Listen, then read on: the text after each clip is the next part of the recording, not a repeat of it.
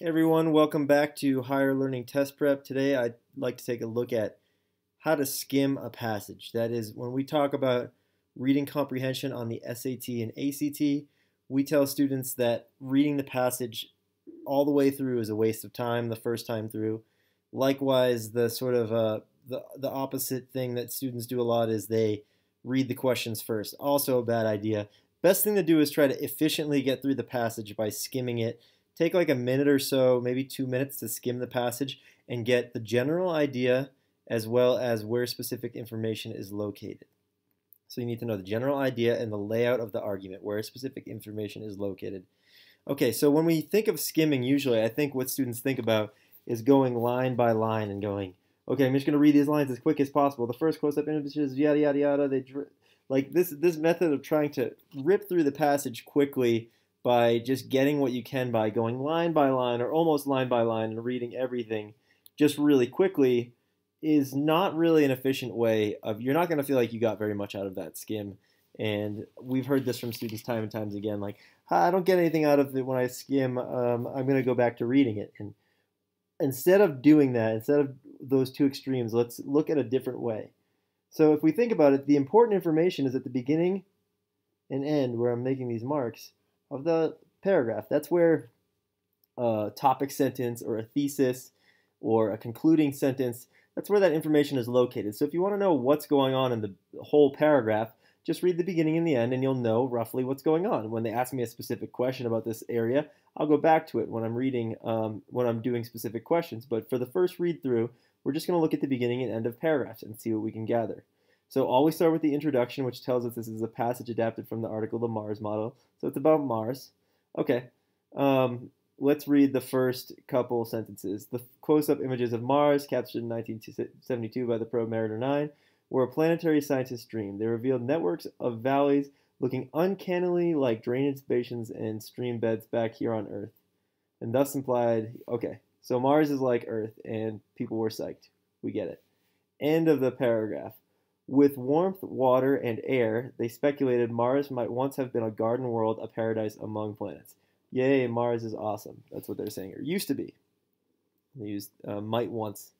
Now, we see a word but at the beginning of this paragraph, meaning whatever we said back here, there's something else to it. So, but they also discovered the gardens didn't last long. I see something about 3.7 billion years, and killed its streams and froze the garden forever. So, not all is well on Mars. Okay, so maybe when you're just practicing this, you make little notes here, like Mars is good or a paradise or something like that. Not anymore or something like that. Once you get better at this, I don't recommend students making notes on the test, but just so you can see what we're doing, we'll make notes this time. Next paragraph says, researchers have suggested many scenarios for the Martian apocalypse. Okay, so probably going to talk about the many scenarios for the Martian apocalypse. End of the paragraph says they suggest the blasted away by a succession of asteroids and comets. So, suggested scenarios. Scenarios. Maybe you just underline the word scenarios or something.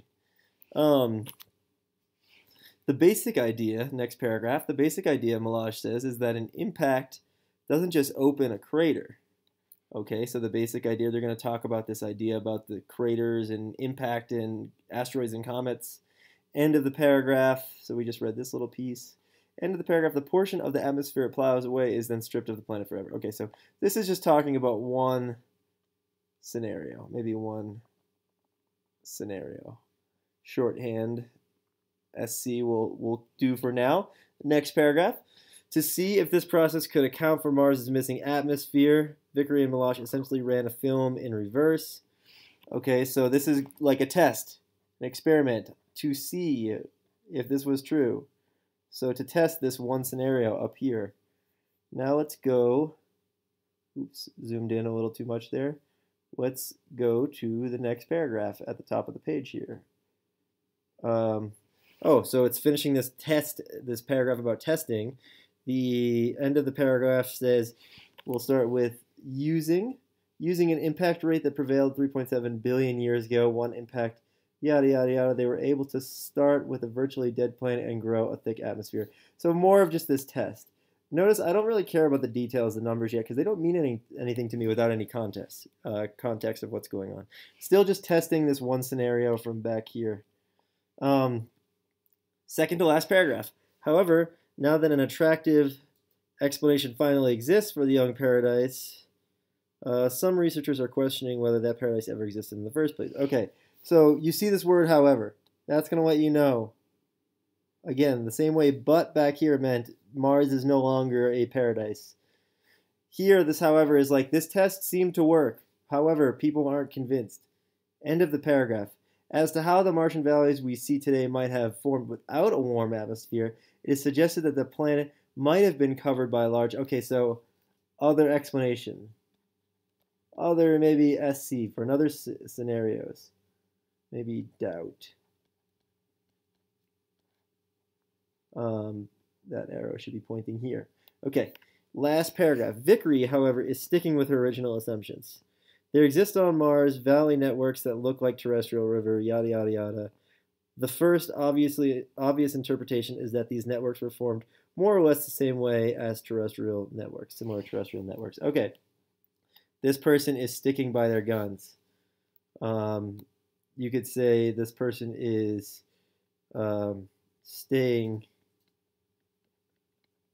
true to themselves or something. Stay true, everybody. Anyways, if my notes sound silly to you, that's because they are, and because I'm making them up off the top of my head, you could do the same. Remember, like I said, we're not going to be making all these notes as we're going through them on the test. This is more or less for practice so we can see what we can understand. Now I'm going to zoom out just a little bit, see if I can. Not that much, maybe a little bit less, but look, we've made these notes, and without reading the whole paragraph or the whole passage, we now have a pretty good idea of what's going on here. Let's zoom in a little bit more if we can. That's good enough. Okay, so without reading the whole passage, we understand it's about Mars. Mars used to be awesome, used to be a paradise. Not anymore. Scenarios for how it was destroyed. One particular scenario. Testing that one particular scenario. Doubting that one particular scenario. Suggesting others. This person staying true to their concept of the scenario that we've discussed in detail and tested.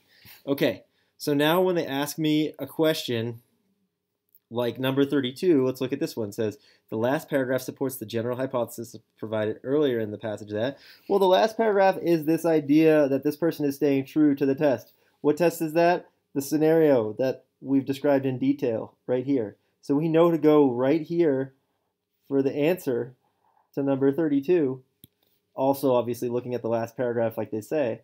But, you know, without me blabbing on about this forever, you could see that by reading the beginning and end of every paragraph, you're going to get enough information that if you're smart about it, you'll really understand where to go for information. Okay, ask us any questions you want on Facebook or online at any time. Email us, Facebook, Twitter, whatever. Get in touch. Any question you have, we're happy to answer free of charge. Put a video up. You can show your friends, say, look, these people really care about me. I must be a big deal. Or you don't have to share it with anybody if you're a little bit embarrassed. Don't be embarrassed, though. Share these videos around. Share the knowledge. Share the wealth. And let's all crush the ACT and SAT together. Okay? Okay. See ya.